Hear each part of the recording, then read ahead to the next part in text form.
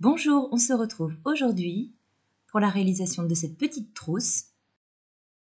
Ici, je n'ai utilisé qu'un côté du zip, si bien qu'on a une grande ouverture, très pratique.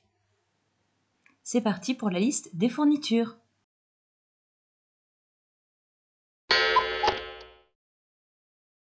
Nous aurons besoin de 2 coupons de tissu coton, un morceau de thermocollant aux mêmes dimensions, un petit morceau qui servira à faire la propreté de fermeture et un zip de 50 cm.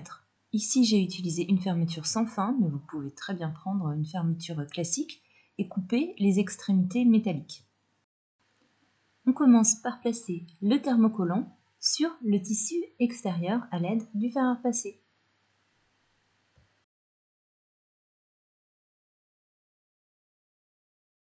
On prend le zip, on retire le curseur et on vient placer donc l'un des côtés comme ceci sur le haut du coupon. On laisse ici à gauche 2 cm sans rien. On fixe à l'aide de pince et du coup la fermeture va dépasser de 2 cm de l'autre côté.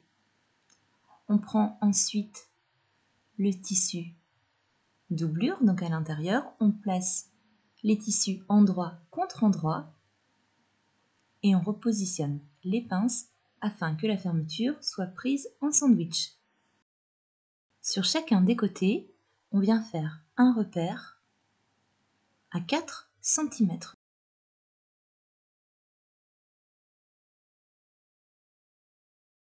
On coud à 5 mm du haut entre les repères.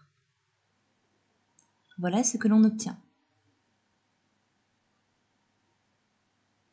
On place ensuite les tissus envers contre envers, on repasse.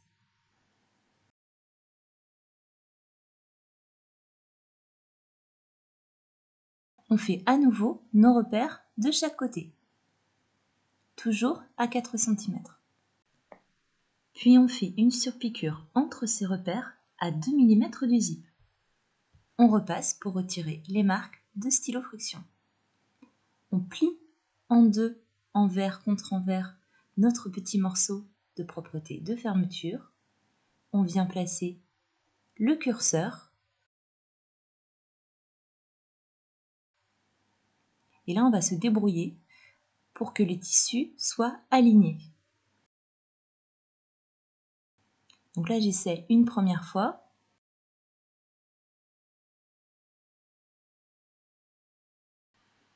Et quand on plie les tissus comme ceci, on se rend compte qu'il y a un petit décalage. Donc je recommence. Je vais placer mon curseur un petit peu plus en avant sur la partie gauche. Voilà, là, on est OK. On retire le surplus de zip de manière à égaliser les deux côtés. On prend notre petit coupon de propreté de fermeture et on vient le glisser entre la doublure et le tissu extérieur, comme ceci. On maintient à l'aide des pinces et on coud à 2 mm du bord, comme ceci. Voilà ce que l'on obtient. On met ensuite les tissus endroit contre endroit. Là, au niveau du pli, on fait bien le pli vers la doublure en fait. On épingle. On fait bien correspondre les angles. Juste ici, on vient faire 2 repères espacés de 8 cm. Ce sera l'ouverture pour retourner notre trousse par la suite. On coud à 1 cm du bord.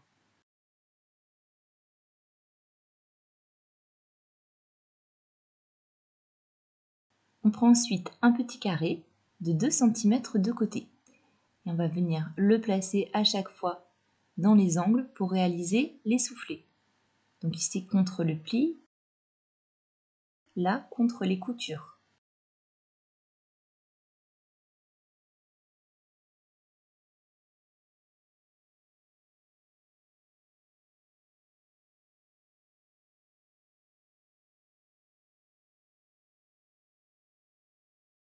on découpe.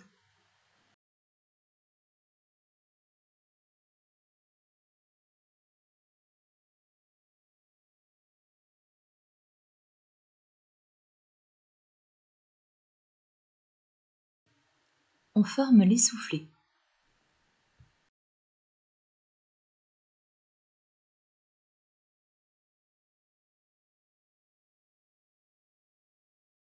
On fait donc une couture à 1 cm du bord aux 4 angles.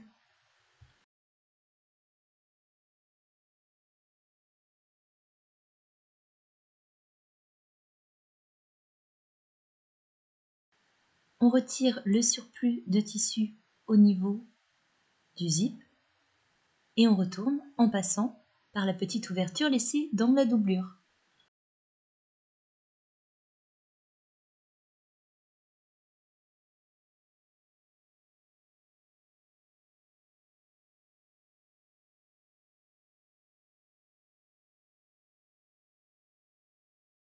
On vient refermer celle-ci en faisant une couture à 2 mm du bord. Et voilà, notre petite trousse est désormais terminée.